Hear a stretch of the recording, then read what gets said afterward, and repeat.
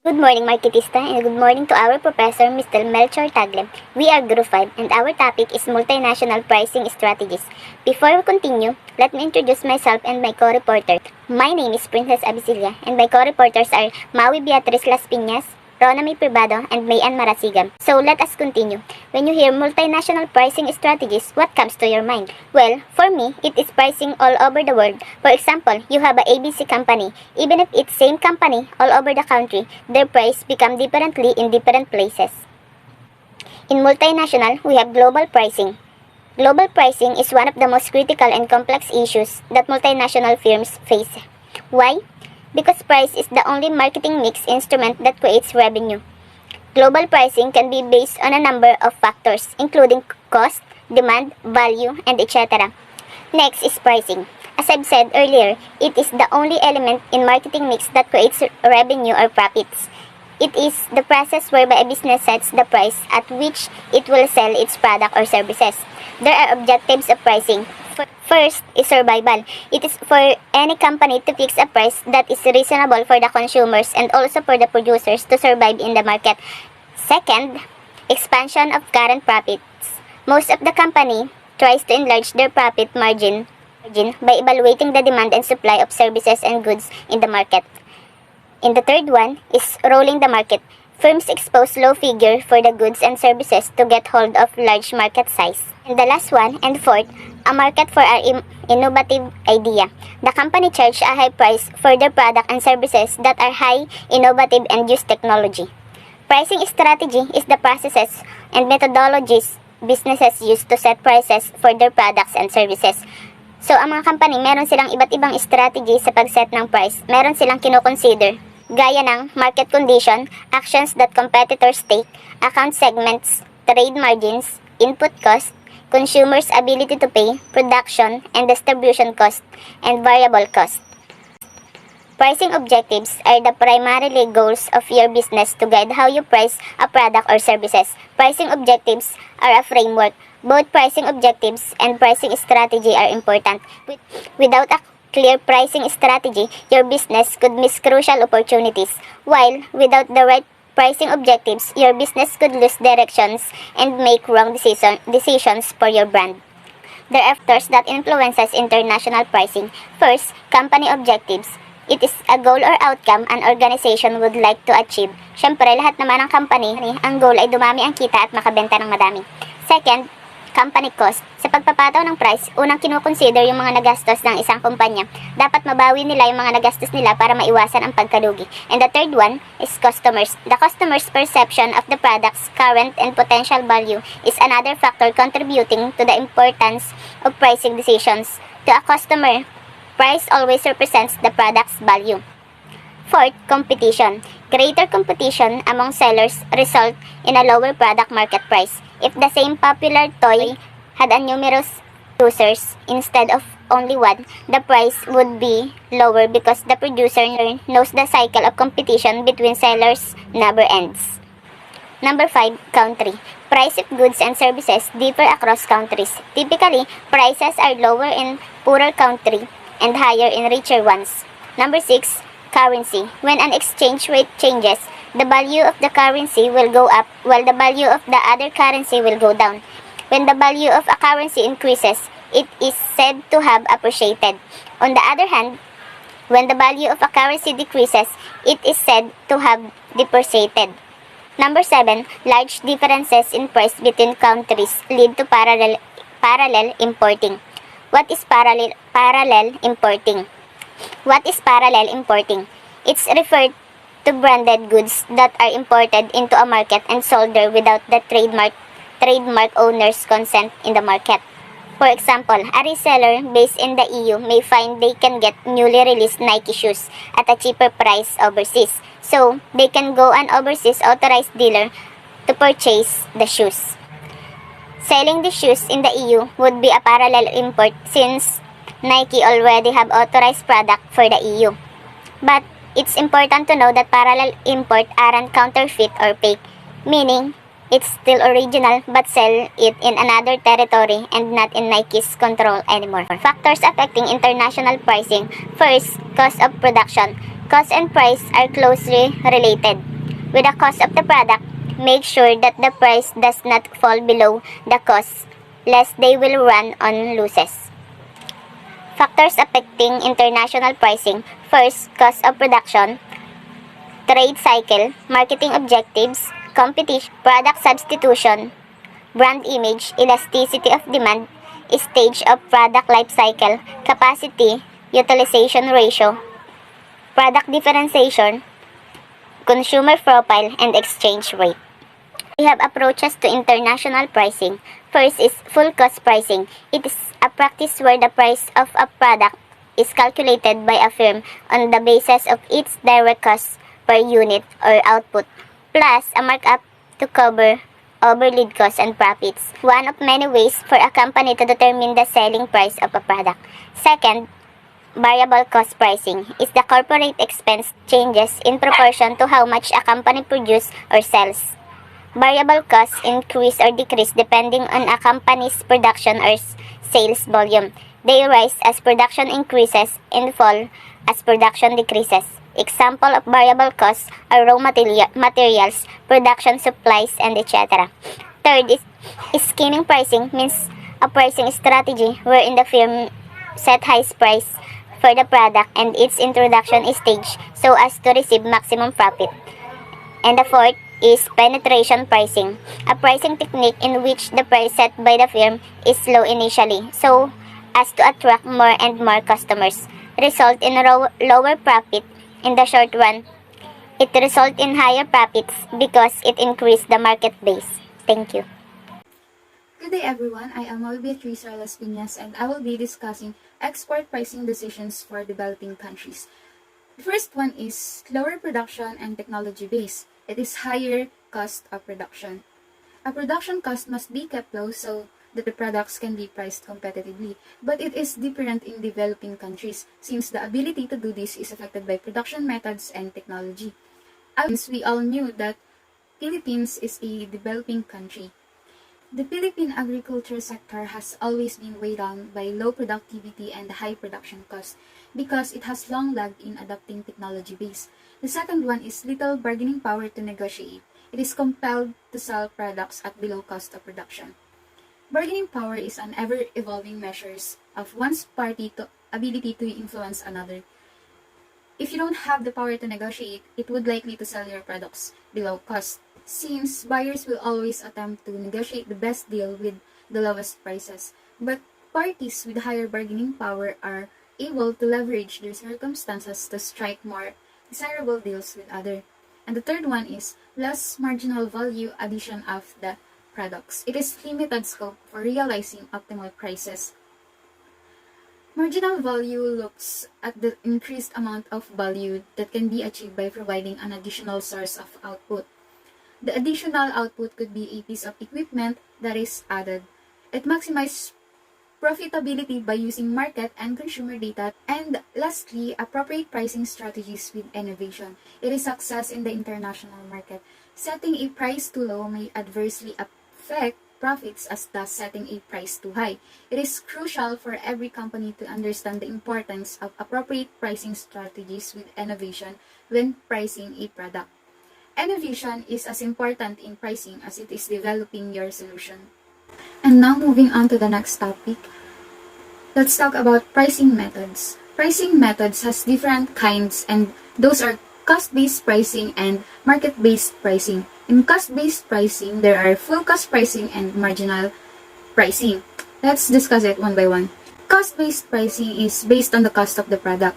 Cost-based pricing is a pricing method in which a certain percentage of the total cost is added to the cost of the product to determine its selling price. In other words, it refers to a pricing method in which the selling price is determined by adding a profit percentage and the cost of making the product.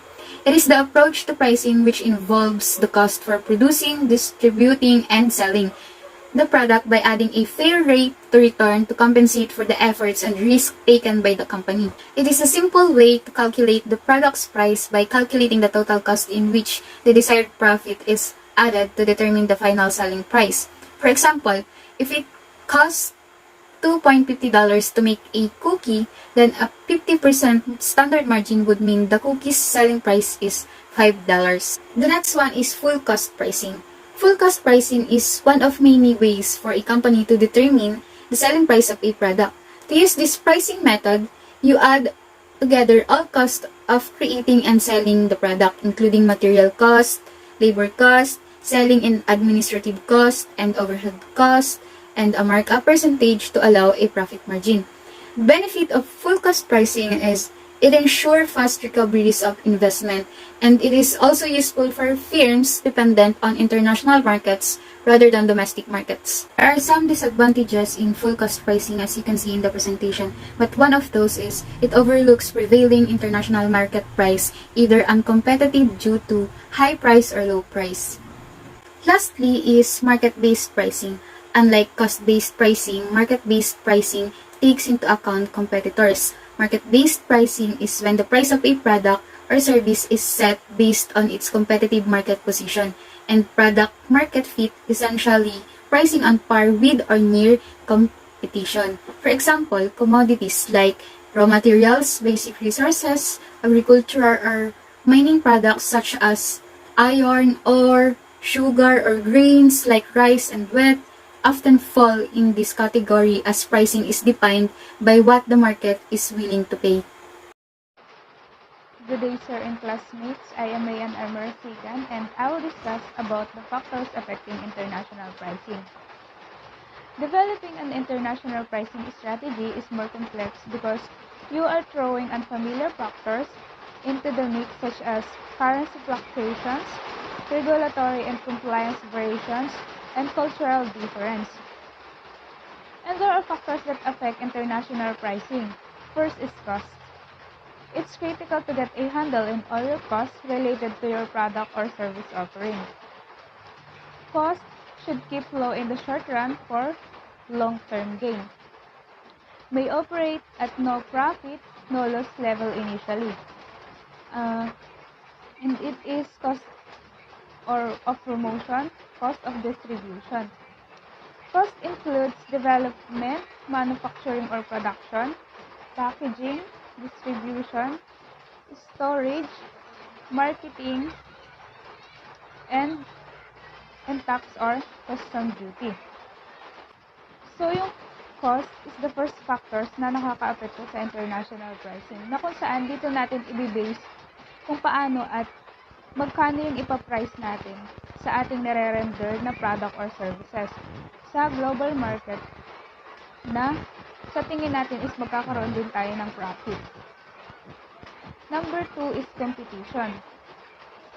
Competition is one factor na nakaka-apekto sa international pricing because we need to know and understand where you sit within the positioning map in relation to your competitors. So, kailangan nating i-base yung price natin sa ating competitors depend on trade. Many local-made products are high in quality and compete in global market on the basis of lower price for good value.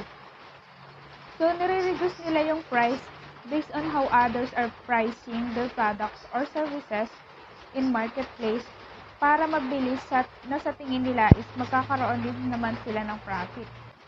So, syempre, sa business or sa marketing, hindi naman tayo mawawala ng ka-competition. Kaya minsan, yung ibang business or yung ibang nagmamarket ng product nila is binababaan nila yung presyo para mabili ng mga customers over their competitors. And the next is product differentiation. Product differentiation can increase brand loyalty and even survive a higher price point. Siyempre, kapag kakaiba yung product natin at mas better than our competitors, consumer will consider it worth in the higher price. Product differentiation can spark buying if a unique selling proposition exists. It can create a niche product sa intellectual property rights and can be used to fix varying prices. Depende sa product or services in international market. Exchange rates is another factor that affect international pricing. Exchange rate fluctuations can be offset in a probabilistic market condition. So for example, if a higher valued currency makes a country's import less expensive and then its export more expensive in foreign markets, or if a lower value currency makes a country import more expensive, i-export naman nila ito ng less expensive in a foreign market. So, dito naman, i-base natin yung pricing natin depende sa pag-i-export or pag-i-import ng product natin sa ibang bansa. Depende sa kanilang palitan sa global market. So, another factors that affect international pricing decision is economic condition of the importing country. So, syempre, kapag mag-i-export tayo or mag-i-import tayo, titingnan natin yung economic condition ng isang bansa. Yung maaaring factors dito is inflationary and deflationary condition will also affect the pricing decision of a company. Kagaya nga ng inflation or pagtaas ng presyo ng goods or services sa economy which is nakaka-apekto sa mga mamimili. Export should take into consideration. First is, it should consider their per capita income and their spending pattern. Demand means desire to acquire something or their willingness and ability to pay for it. And the last factors that affect international pricing is government factors, which is about margin regulation or profit rates. Government regulation can decrease sales volumes. When regulation make it harder or more expensive to make a product, yung mga consumer natin is maghahanap sila ng alternative product rather than paying higher prices. Price floors and price ceilings indicating lowest and highest price levels. So kung saan yung price floor, sila yung nagkikip ng price from falling and yung price ceiling naman is sila yung nagkikip ng price from rising above or below certain level. And dito din, may mga subsidies na pinoprovide ng government. And the encouragement to local exporters through finance inputs at lower indexes. So those are factors that we need to consider sa ating pricing strategy for a global market. And that's all po. Thank you. Good day everyone, I am Rona May Privado and I will discuss the pricing strategies. Standard approach. Some firms use a standard worldwide price approach where the exporter does not adjust the product price, regardless of any outside factors. This method often limits sales potential because flexibility is often required to successfully enter a market. However, this approach may work with certain products that are in high demand. An alternative to a standard price might be average pricing, when a certain profit margin is maintained on a worldwide basis, including the domestic market. So, ang ilang company are using a standard worldwide price approach na kung saan hindi ina-adjust ng mga exporter ang presyo ng produkto, regardless sa outside factors. Because of it, the sales potential has limits dahil kinakailangan ng flexibility para makapasok sa isang market. Pero nagwo-work ang approach na ito sa mga particular na produkto na kung saan mayroong mataas na demand, like clothing, skincare, beauty products, etc. And the alternative to a standard price might be average pricing. Next is competitive pricing. Competitive pricing is based on evaluating the price of competitive products in the target market. Like for example is Jollibee.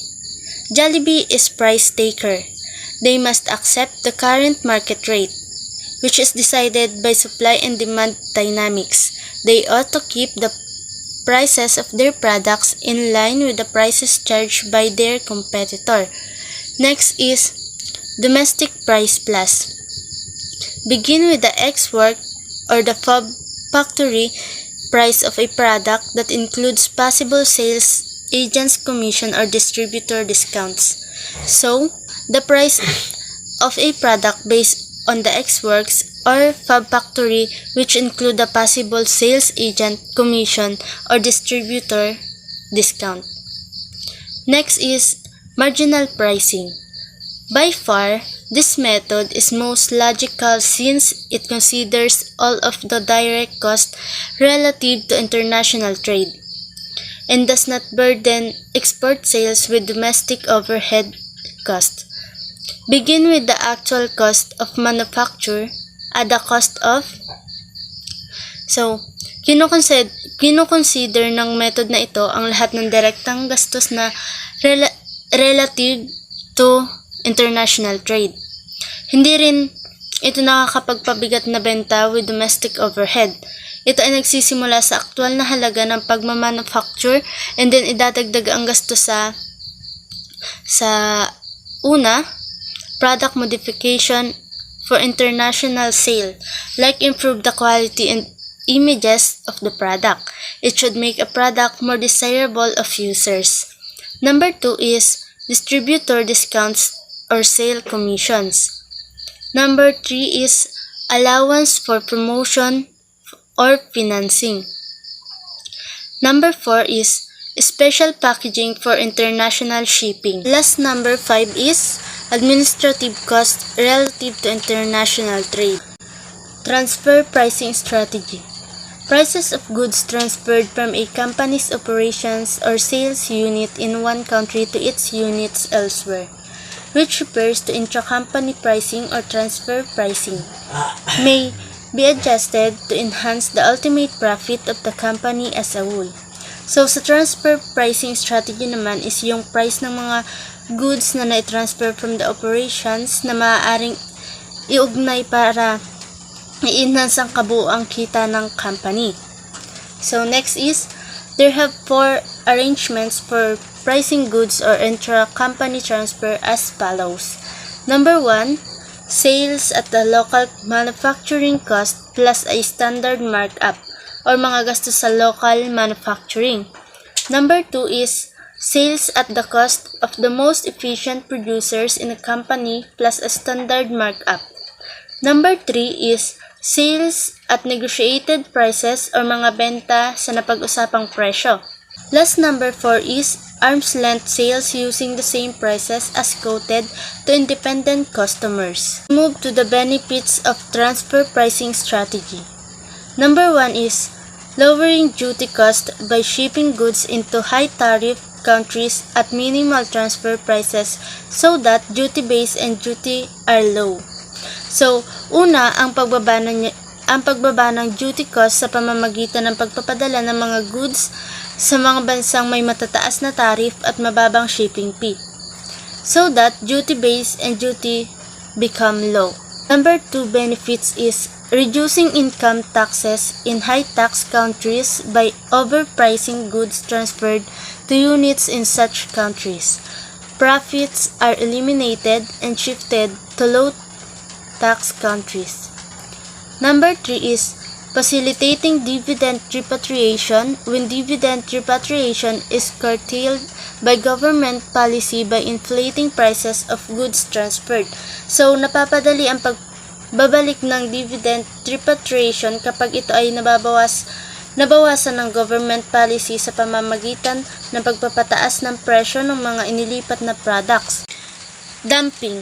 In international trade, the export by a country or company of a product at a price that is lower in the foreign market than the price charged in the domestic market. As dumping usually involves substantial export volumes of the product, it often has the effect of endangering the financial viability of manufacturers or producers of the product in the importing nations. In general, a situation of international price discrimination, where the price of a product when sold in the importing country is less than the price of that product in the market of the exporting country. For example, if UK businesses started selling apples to the US for less than what they worth in the US, then US apple producers would have a hard time selling their products to the domestic market. That's all. Thank you.